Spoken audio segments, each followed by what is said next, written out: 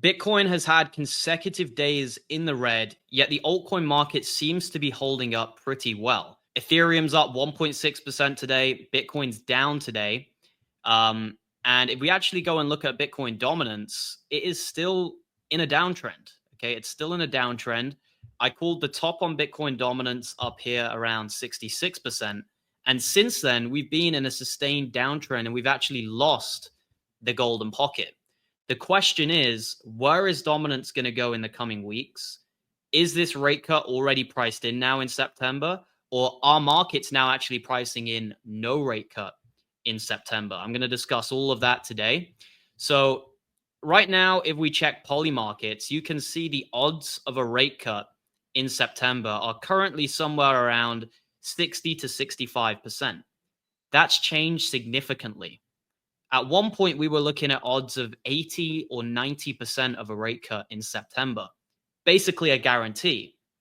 Now, it seems like the odds are almost 50-50 at this point, which has completely changed, right? The thing's just completely changed in terms of the odds. So you got to ask, why is that? Well, the reason is because of the US initial jobless claims coming in at 235,000 with a 225,000 estimate. Now, the whole point around rate cuts all comes to do with two things. The dual mandate of the Fed, okay? Unemployment and inflation. Those are the two things that the Fed are concerned about. The question is, which side of the paradigm are they going to side with, right? Are they going to side with inflation or are they going to side with unemployment? And Powell is actually speaking on Friday at the Jackson Hole event. And I believe he's going to really, really stress his inflationary concerns. He's going to talk about the PPI. He's going to say how it went up higher than expected, how that's due to the tariffs and how there's a lagging effect and we still don't know the impacts, blah, blah, blah. That's all he's going to do. He's not really going to talk too much about the labor market. Because if he's aware of the labor market, he should be cutting. He should be bringing rates down because the labor market is weakening. We had weak labor market data a few weeks ago. We've just got weak labor market data today. So if Powell's paying attention to the labor market and that's the side that he's concerned about, he'd be making a move now, which he isn't. And well, he hasn't done so yet, right? He might cut in September. It's 50-50 essentially, but he hasn't cut yet. And if he was paying attention to the labor market, he would have done so. So labor market could be falling off a cliff. Inflation is above target. You're in a stagflationary period, essentially, with also slow growth. So Powell has to cut, in my opinion. Like, if he doesn't cut, the market's just going to slow down. You're not going to see major moves. So he has to cut to save the labor market and to save the stock market in general from falling off a cliff. So 37% chance of no cut now.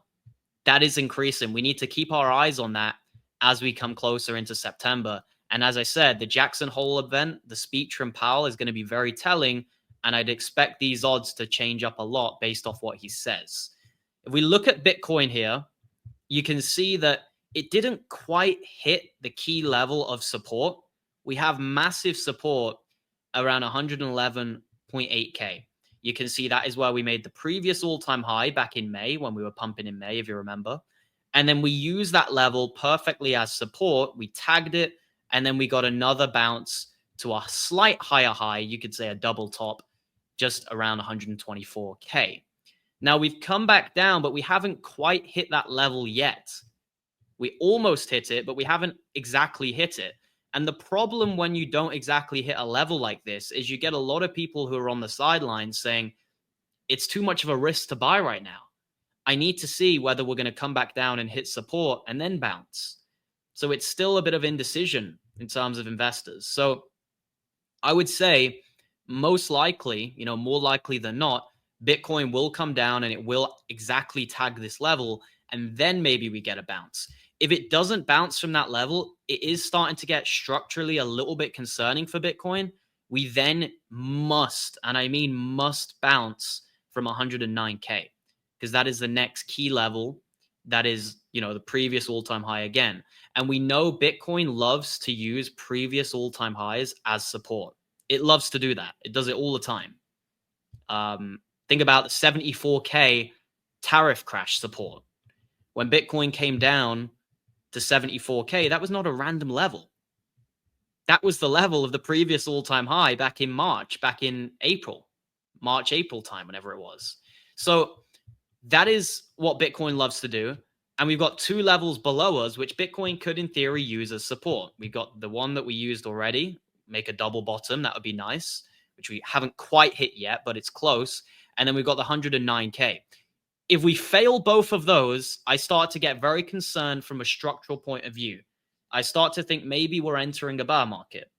So we need to bounce from those levels. I can't stress that enough, because then we start looking at the Gaussian channel, which I think right now is somewhere around the low hundreds. If we break down below the Gaussian channel, you're in a bear market. So hopefully all remains good. I am confident that it will. If you look at the RSI, we're pretty oversold.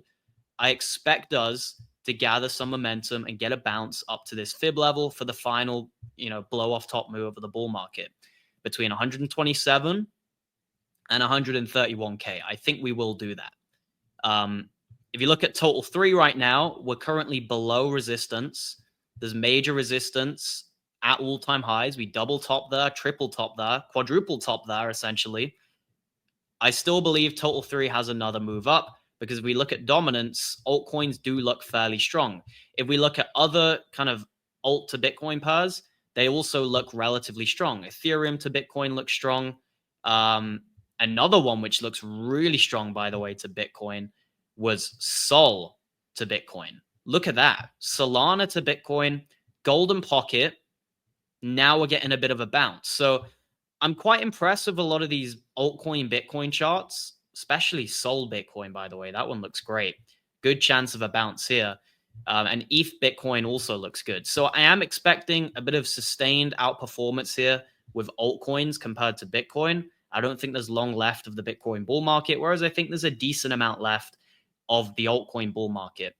My personal target on total 3 remains around that 1.47, 1.5 trillion dollar mark, which is the 1.618 from this move, essentially, from the tariff crash and then this leg up, right? So that's my target. Make sure you guys check out the VIP group link down below if you want to see my real-time buy and sell alerts, if you want to see the coins which I'm exactly buying, the altcoins. I've got a very good track record when it comes to altcoins. I also have a Discord group which is active 24/7. There's people in here sharing gems, sharing trades. You can see a short position here, just one. Ever so slightly, though, 2%, nothing special. Maybe next time we can 10x those gains and get 20%. But, I'm always in here. I'm answering questions. I'm helping people out. And I'm doing voice chats as well. You can see my real-time buy and sell alerts.